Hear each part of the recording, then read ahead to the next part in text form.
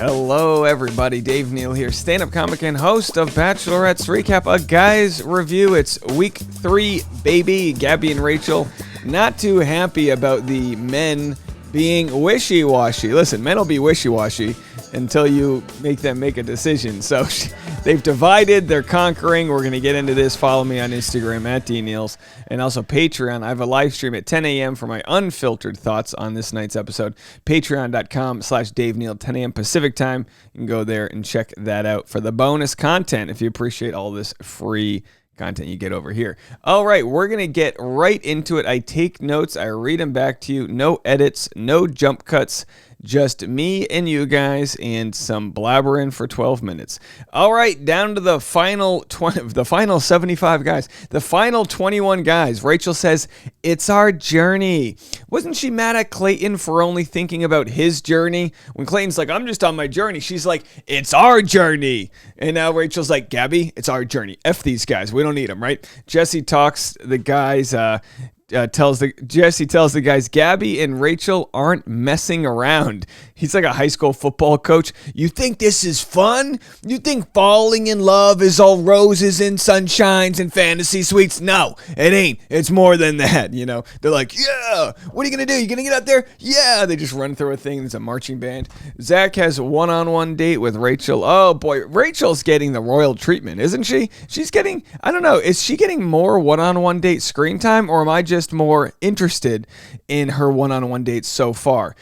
She dated the race car driver. He was perfect. They had things in common. She's like, I just wasn't really feeling it. So we have this new one-on-one with Zach. The producers are like, well, if it wasn't the race car driver, it's got to be Zach, right? Karamo shows up, asks Zach if he has feelings for both, and Zach goes, "I only had sparks for Rachel."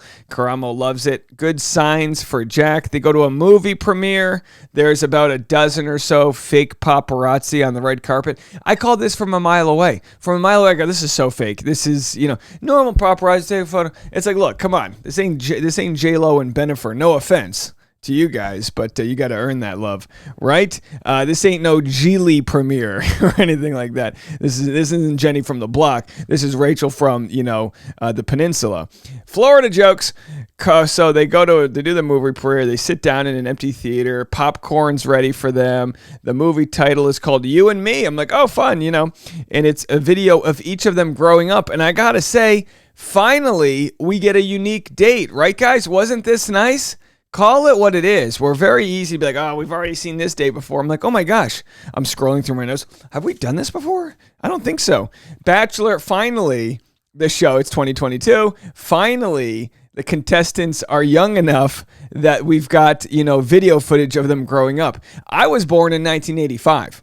If you wanted video footage of me growing up, you're going to get one video clip of me sitting on Santa's lap at a mall somewhere. That's it. That's all that exists. It's on a VHS, VCR somewhere. The top's ripped off. You need to wind it up with your finger, which, by the way, not a bad, way to warm up for the fantasy suite. Okay, so they do the premiere. They show their sort of like selves growing up. They're each crying because, we all have repressed emotions and we never hug our mom enough and all the other, whatever complexes that exist out there. And then look, I get it. Fun. Zach shares the story of a childhood hanging with dad at airports, watching planes fly overhead. And he's like, you just wouldn't understand. And Rachel melts and she's like, I did the same thing with my dad. And people are like, yeah, no, that's not too uncommon, watching planes fly overhead. I mean, I guess it's better than like sitting by a bus station and watching, like public transportation go by. Right. But, whatever. It's good for them. Rachel says, it feels like I've spent weeks with you. Oh my gosh. It feels like we've been together for hours, not minutes. And Zach says, this has been one of the best nights of his life. And look, let's be honest. They rocked it. They had a great time. They were into each other. I don't know if there's even a close second compared to Zach right now, which, by the way, when we look forward and with kind of Rachel complaining about how these guys are treating them, it makes you wonder, does she not remember this date with Zach? You know what I mean? F the other guys. All right, Gabby joins the guys at the house to bro out. They play some football. These guys are happy as a clam. You give a bunch of random dudes a football, they start running around, peacocking. The hierarchy of athleticism kicks in. You immediately see who's the guy who's the weakest, and you pick them off, and you do all this. So Gabby then gets hurt because no one took initiative to hang with her. And it's like, look, and again, no offense to Gabby, maybe don't do football. I mean, football is not exactly the most, conversation-inducing sport. Just a bunch of men yelling at each other. Gabby invites her grandpa. All right, let's go to. So we've got a little bit to get into here. Let's jump photos to the grandfather here. Hold on a second. So Gabby invites Grandpa John on her date with Eric. Big move by the Bachelorette producers to give Grandpa John some love. It's a slam dunk. The only thing that could make this better is if they just immediately create a spinoff for Grandpa John and Julie, the nice dame that they discovered here from her bowling league. Immediately, that's the way they all of a sudden cut. All right, this season's over. We're now doing Bachelor starring Grandpa John, and every episode's a fantasy suite. And I don't mean fantasy in that type of way. It's just a fantasy that we get to see people actually find happiness. Because let me tell you something. While the show ends in a proposal, in most cases, that's only the beginning of an otherwise demise.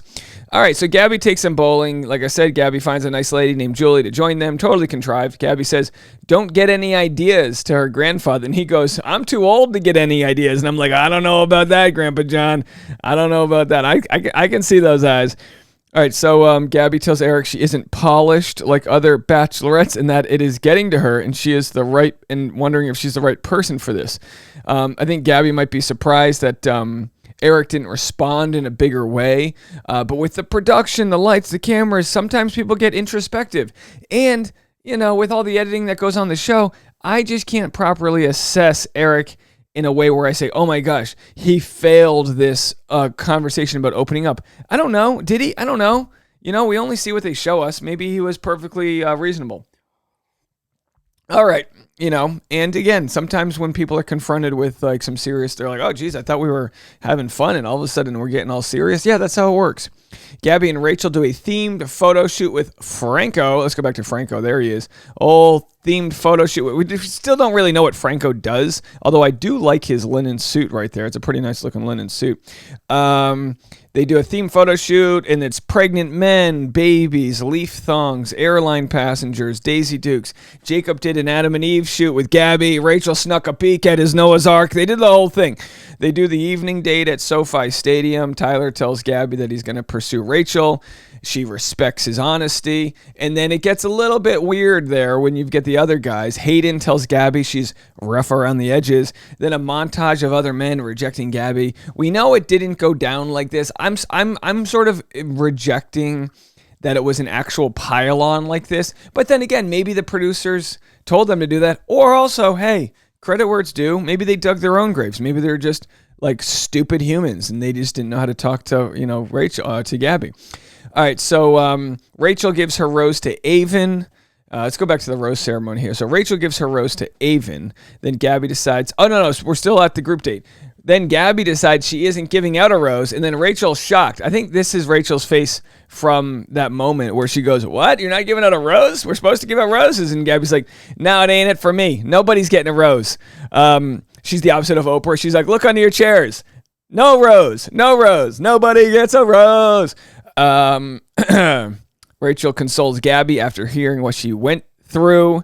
Rachel's like, you want me to address it? Producers are like, address it. Gabby's like, no. Producers are like, still address it. So Rachel's upset on Gabby's behalf. Look, I've said this before in the live stream.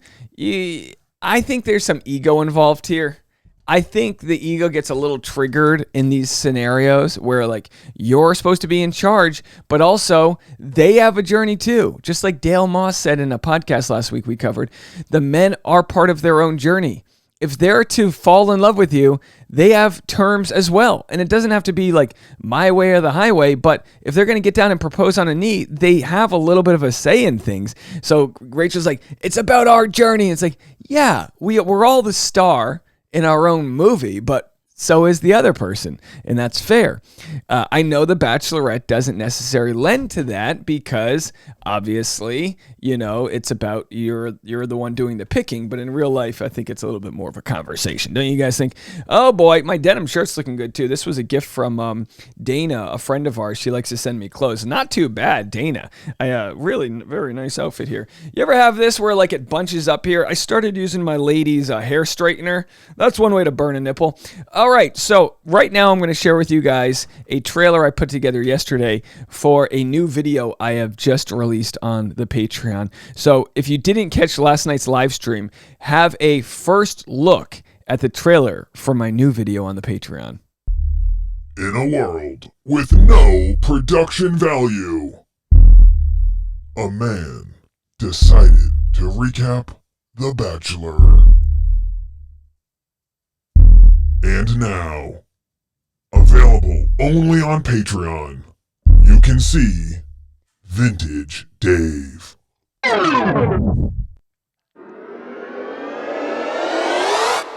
Okay, hello. This is my first review of Bachelor Season 20 with Ben Higgins.